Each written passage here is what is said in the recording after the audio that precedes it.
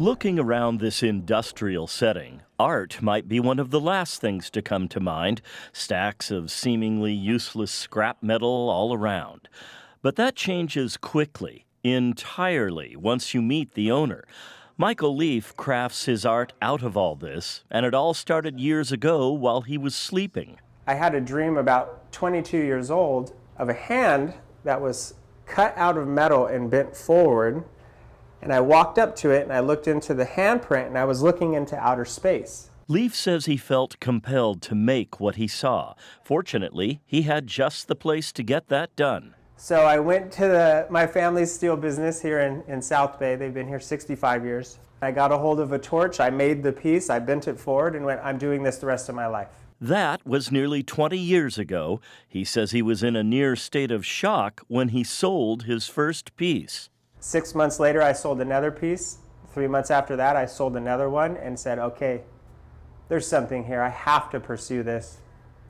And then I asked to work here for free just to be around metal. And I'm coming on to my 19th year of making art around the world. After his parents retired, Leaf took over this space and transformed it into his studio. Looking around, you see various pieces in process. A lot of this is destined for the Bonita Museum and Cultural Center. More on that in a moment. But first, to get a better understanding of who Michael Leaf is as an artist, there is a piece you need to see. It's just around the corner from the hallway gallery. You might call it his magnum opus. So tell me about this. So this is the second to scale Last Supper on planet Earth. I just felt like making it, and when I learned the scale and size of the painting, I couldn't believe the numbers. It was 29 feet by 15 feet, 15 foot one. I thought I misread the paper because I have not seen the painting in real life. But the numbers were correct. Leonardo da Vinci's masterpiece is massive. Leaf was undeterred. It took 14 months to make this. The apostles' garb is colorful. Their faces are not. They are the natural gray of the metal, and that is very much on purpose. You can identify different tones of brown, essentially. Darker brown, lighter brown. Everything is off of that color.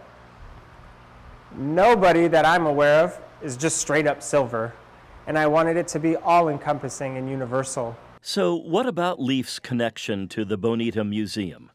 Within this manifestation of metal, you find the direct link between Michael Leaf and the Bonita Museum and Cultural Center. These beautiful glossy panels point the way. This is what the walls of the Bonita Museum and Cultural Center used to look like, a fairly nice modern stone motif, but you could easily miss the museum driving by on Bonita Road. Not anymore. As of late April, this is what the walls of the museum look like. Leaf's creation come to full-size life. The museum shares space in this complex with a sheriff's substation and the Bonita Library. It is a small place, just 2 rooms.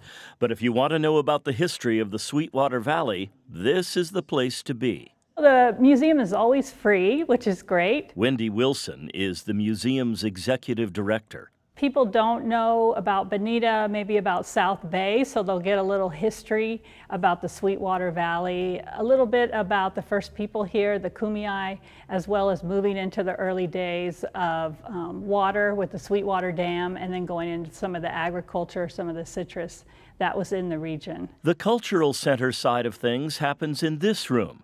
Various exhibitions come and go through the year. The next one opens on May 17th, San Diego's Plein Air, that's P-L-E-I-N. It features artists from around the region who paint outdoor scenes across the county, capturing the bright light, coastal vistas, and urban scenery in real time.